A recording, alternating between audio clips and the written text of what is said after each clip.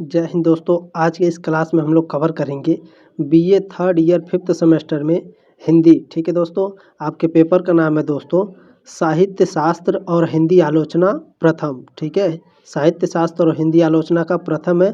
Paper code है आपका HND 301। ठीक है, दीनदयाल उपाध्याय गोरखपुर विश्वविद्यालय का पेपर कोड है HND 301। इसमें दोस्तों most important objective question answer को हम लोग कवर करेंगे। ठीक है, तो क्लास में बने रहिएगा दोस्तों, लास्ट तक जरूर देखिएगा, सभी मोस्ट इंपॉर्टेंट प्रश्न है। ठीक है, शुरू से देखते चलिए, एक एक प्रश्न बहुत ही इंपॉर्टेंट है। देखिए, पहला प्रश्न आपका इसमें पूछा है दोस्तों, साहित्य सर्जना और साहित्य चिंतन किसके आलोचनात्मक ग्रंथ है। देखिए, यहाँ टाइपिंग में गलती हो सकती है। ठीक है, सर्जना या फिर सर्जन हो सकता है यहाँ पर। ठीक है, साहित्य सर्जन और साहित्य चिंतन किसके आलोचनात्मक ग्रंथ है। ठीक है, तो ये इलाचंद्र जोशी जी के हैं। ऑप्शन नंबर ए हमारा सही है। ठीक है दोस्तों, अगर थोड़ा बहुत गलती हो जाती है हम लोग से तो आप लोग भी थोड़ा मैनेज किया करिए। ठीक है, चलिए अगला प्रश्न आपका देखते हैं दोस्तों, वेरी वेरी मोस्ट इंपॉर्टेंट है। दूसरा प्रश्न आ गया आपके स्क्रीन पर। देखिए, दूसरा प्रश्न है दोस्तों, यहाँ करोड़पति वाला नहीं है। ठीक है, कोई दिक्कत नहीं। चलिए, दूसरा प्रश्न है आपका, अभिव्यक्ति विज्ञान किस साहित्यकार की आलोचनात्मक कृति है, बताइए। तो दोस्तों, यह भोलानाथ तिवारी जी का है। ठीक है, अभिव्यक्ति विज्ञान किस साहित्यकार की आलोचनात्मक कृति है, भोलानाथ तिवारी जी का। प्रश्न नंबर 3 आपका इसमें पूछा है दोस्तों, मानव मूल्य और साहित्य नामक आलोचक कृति के लेखक कौन है। तो इसके लेखक धर्मवीर भारती जी हैं। ठीक है दोस्तों, मानव मूल्य और साहित्य नामक आलोचक कृति किसकी है, धर्मवीर भारती जी की। चलिए अगला प्रश्न आपका क्या भैया, चौथा नंबर प्रश्न है आपका, नई कविता सीमाएं और संभावनाएं किसकी आलोचनात्मक कृति है, बताइए। नई कविता सीमाएं और संभावनाएं किसकी कृति है, तो यह आपकी गिरिजा कुमार माथुर जी की है। ठीक है, ऑप्शन नंबर बी हो जाएगा। चलिए अगला प्रश्न आपका क्या पूछा है दोस्तों, पांचवा नंबर प्रश्न पूछा है, नई कविता का आत्मसंघर्ष नामक आलोचनात्मक पुस्तक के लेखक कौन है। तो इस पुस्तक के लेखक गजानन माधव मुक्तिबोध जी हैं। ठीक है, किस पुस्तक के भैया, तो नई कविता का आत्मसंघर्ष नामक जो आलोचनात्मक पुस्तक है, इसके लेखक कौन है, गजानन माधव मुक्तिबोध। ठीक है, चलिए कभी कभी ये गजानन माधव नहीं देता है, केवल मुक्तिबोध देता है, तो इस पॉइंट को भी याद रखेंगे। चलिए आगे बढ़ते हैं। आपका प्रश्न नंबर 6 आपका इसमें पूछा है दोस्तों, काव्य में अभिव्यंजना नामक आलोचनात्मक ग्रंथ किसका है, बताइए। तो यह लक्ष्मी नारायण सुधांशु जी का है। किसका भैया, काव्य में अभिव्यंजना नामक आलोचना, काव्य में अभिव्यंजना नामक आलोचना किसका भैया, तो लक्ष्मी नारायण सुधांशु जी का। याद रखिए, लक्ष्मी नारायण कभी कभी नहीं देता है एग्जाम में, केवल सुधांशु देता है, तो ये पॉइंट भी याद रखेंगे। चलिए सातवां नंबर क्या भैया, सातवां नंबर प्रश्न है आपका, रस मीमांसा किस विधा की रचना है, बताइए। रस मीमांसा आपकी आलोचना विधा की रचना है। चलिए ठीक है, चलिए आगे बढ़ते हैं दोस्तों। आठवां नंबर प्रश्न क्या है आपका, आचार्य रामचंद्र शुक्ल की समीक्षा का सैद्धांतिक आधार क्या है, बताइए। रामचंद्र शुक्ल जो है दोस्तों, उनकी जो समीक्षा है, ठीक है, समीक्षा का जो उनके सैद्धांतिक आधार है वह आपका भारतीय अभिव्यंजनवाद है। ठीक है, भारतीय अभिव्यंजनावाद। ठीक है, कभी कभी पढ़ने में भी गलती होती है, तो उसके लिए सॉरी दोस्तों। चलिए आगे बढ़ते हैं। आपका नवा प्रश्न क्या है भैया, नवा प्रश्न आ गया। देखिए नवा प्रश्न है, हिंदी का पहला आलोचक इनमें से कौन है, बताइए। भारतेंदु, बालकृष्ण भट्ट, आचार्य रामचंद्र शुक्ल या फिर हजारी प्रसाद द्विवेदी। तो दोस्तों, हिंदी का जो पहला आलोचक है वह कौन है, भारतेंदु हरिश्चंद्र है। ठीक है, चलिए आगे बढ़ते हैं। आपका 10वां नंबर प्रश्न क्या पूछा है इसमें, हिंदी आलोचना की पहली पुस्तक इनमें से कौन सी है। तो हिंदी की जो हिंदी आलोचना की जो पहली पुस्तक है दोस्तों, वह हिंदी कालिदास की आलोचना है। ठीक है, ऑप्शन नंबर बी है हमारा। चलिए सभी प्रश्नों को बहुत ध्यान से देखिएगा, और ये आपकी जिम्मेदारी है दोस्तों, कम से कम व्हाट्सएप पर तो इसे शेयर कर दीजिए। ठीक है, कम से कम एक लोग को तो शेयर कर दीजिए। चलिए 11वां नंबर प्रश्न है आपका, सैद्धांतिक आलोचना प्रमुख का ग्रंथ नाटक किसने लिखा है।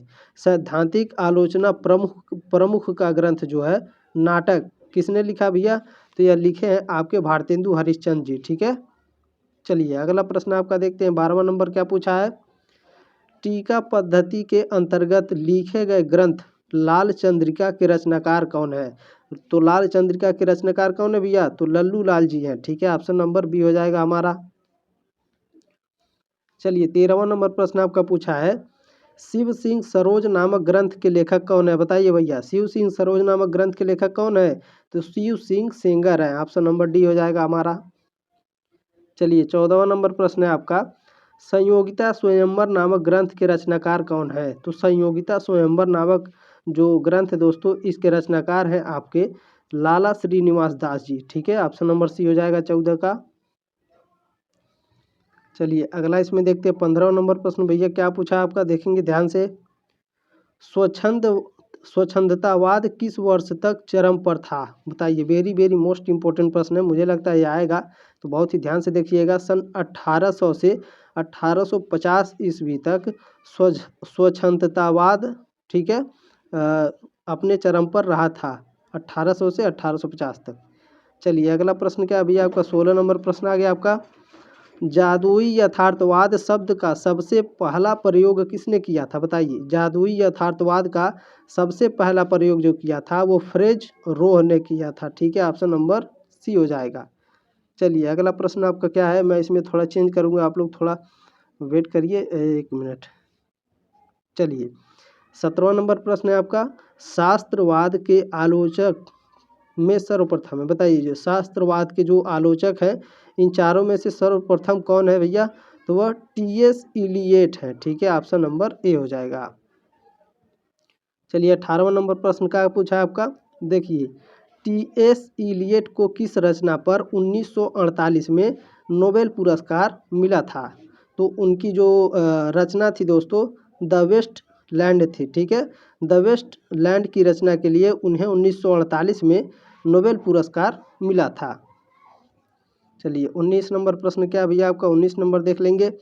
देखिए, अजबीपन किसकी रचना में नहीं मिलता है? बताइए, काफा जी है, काम है, या फिर सार्व है, या फिर किड्स है? तो जो अजबीपन है दोस्तों, यह रचना नहीं मिलता है, किस में नहीं मिलता है? तो किड्स में नहीं मिलता है। ठीक है, ऑप्शन नंबर डी हो जाएगा आपका। प्रश्न नंबर 20 आपका देखेंगे, इसमें क्या पूछा है दोस्तों। प्रश्न नंबर 20 है, अंग्रेजी के शास्त्री और शास्त्राज्ञ विद्वान थे। बताइए, अंग्रेजी के शास्त्री और शास्त्राज्ञ विद्वान कौन थे? तो यह टिलियट्स थे। ठीक है, ऑप्शन नंबर सी है हमारा। चलिए अगला प्रश्न आपका देखते हैं भैया, 21 नंबर क्या है। प्रश्न नंबर 21 पूछा है इसमें आपका, निम्न में से कौन सा कोलरीज का ग्रंथ नहीं है? Table talk, letters, the rhyme of ancient mariner, या फिर एलिजाबेथ एजल्स? तो दोस्तों जो कोलरिम का ग्रंथ नहीं है वह आपका टेबल टॉक है। ठीक है, ऑप्शन नंबर ए हो जाएगा। चलिए अगला प्रश्न आपका देखते हैं, 22 नंबर क्या भैया, 22 नंबर प्रश्न पूछा है इसमें, निम्न में से कौन सी पुस्तक I.A. रिचर्ड्स द्वारा नहीं लिखा गया है? बताइए, कौन सी पुस्तक है? 4 पुस्तक दिया है और पूछ रहा है इनमें से कौन I.A. रिचर्ड्स द्वारा नहीं लिखा गया है? तो जो दोस्तों स्कोर बोर्ड की परिभाषा है, यह I.A. रिचर्ड्स द्वारा नहीं लिखा गया है। ठीक है, याद रखिएगा। चलिए 23 नंबर प्रश्न क्या है भैया आपका, 23 नंबर प्रश्न आपका पूछा है, लिटरेरी क्रिटिसिज्म का सिद्धांत किसका ग्रंथ है? तो लिटरेरी क्रिटिसिज्म का जो सिद्धांत है, यह टी.एस. रिचर्ड्स ने दिया था। ठीक है, ऑप्शन नंबर ए हो जाएगा 23 का। प्रश्न नंबर 24 आपका इसमें पूछा है दोस्तों, पाश्चात्य काव्यशास्त्र का मूल माना जाता है। बताइए, जो पाश्चात्य काव्यशास्त्र है इसका मूल माना जाता है एथेंस में, यूनान में, इंग्लैंड में, या फिर पोलैंड में? तो पाश्चात्य का जो काव्यशास्त्र है दोस्तों, यह यूनान में माना जाता है। ऑप्शन नंबर बी है।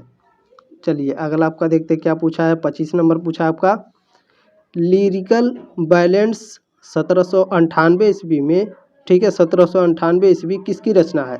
लिरिकल बैलेंस 1798 किसकी रचना है?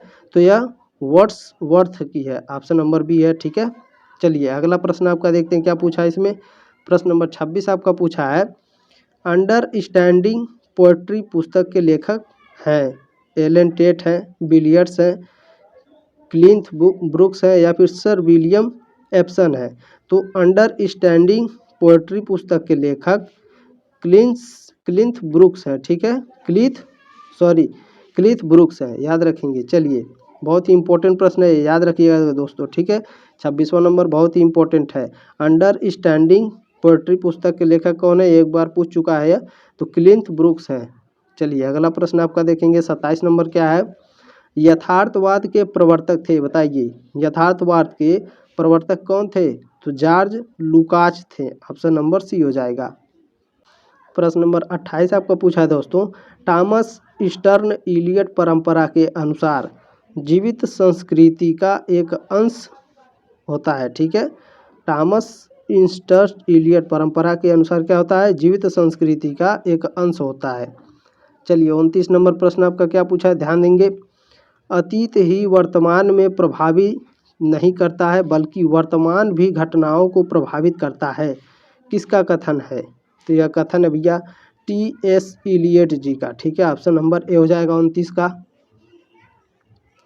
चलिए प्रश्न नंबर 30 है आपका, ध्वनि संप्रदाय को व्यवस्थित करने का श्रेय किसे जाता है, तो यह आनंदवर्धन जी को जाता है, ठीक है, ऑप्शन नंबर ए हो जाएगा। ठीक है, उम्मीद है दोस्तों जानकारी आपको अच्छी लगी होगी। इस क्लास को जरूर शेयर करिएगा, सब्सक्राइब कर लीजिएगा। छठे सेमेस्टर में धमाकेदार तैयारी करेंगे, पहले से ही आप लोग टेलीग्राम पर मैसेज कर दीजिएगा, मैं तैयारी शुरू कर दूंगा। ठीक है, टेलीग्राम ग्रुप का लिंक दिया गया डिस्क्रिप्शन बॉक्स में, आप ज्वाइन कर लीजिएगा। चलिए मिलते हैं नेक्स्ट क्लास में, तब तक ले जय हिंद, वंदे मातरम।